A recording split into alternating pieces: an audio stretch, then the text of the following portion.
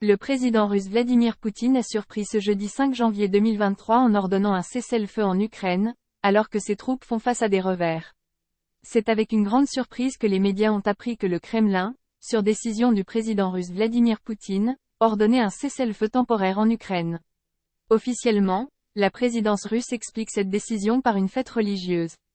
Compte tenu de l'appel de sa sainteté le patriarche Kirill, j'instruis le ministre russe de la Défense d'introduire un régime de cessez-le-feu sur toute la ligne de contact entre les parties en Ukraine à partir de midi le 6 janvier de cette année jusqu'à 24 heures le 7 janvier, a expliqué, dans un communiqué du Kremlin.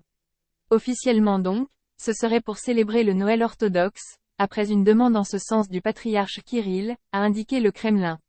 Cette version officielle porte des ombres de doute, d'autant que Vladimir Poutine avait lancé son offensive en pleine trêve olympique et que plusieurs fêtes orthodoxes sont passées, dont la Pâque orthodoxe, sans que cela n'arrête sa guerre en Ukraine.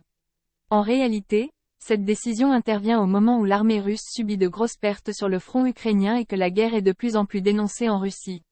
En effet, le réveillon de la Saint-Sylvestre a tourné au bain de sang pour des centaines d'hommes russes mobilisés dans le cadre de l'invasion de l'Ukraine. Pour la première fois, la Russie a dû admettre d'abord une soixantaine de morts, avant de revoir le bilan à 89 soldats tués dans un bombardement des forces de Vladimir Zelensky. L'armée ukrainienne, elle, parle de 400 soldats russes célébrant le Nouvel An qui ont péri lors d'un bombardement de l'artillerie.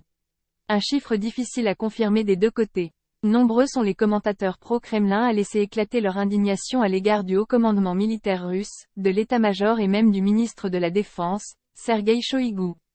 Mais sans jamais viser le chef suprême des armées, Vladimir Poutine, qui a pour habitude de garder le silence lorsque l'actualité est dominée par les mauvaises nouvelles, a indiqué le journal français Le Monde.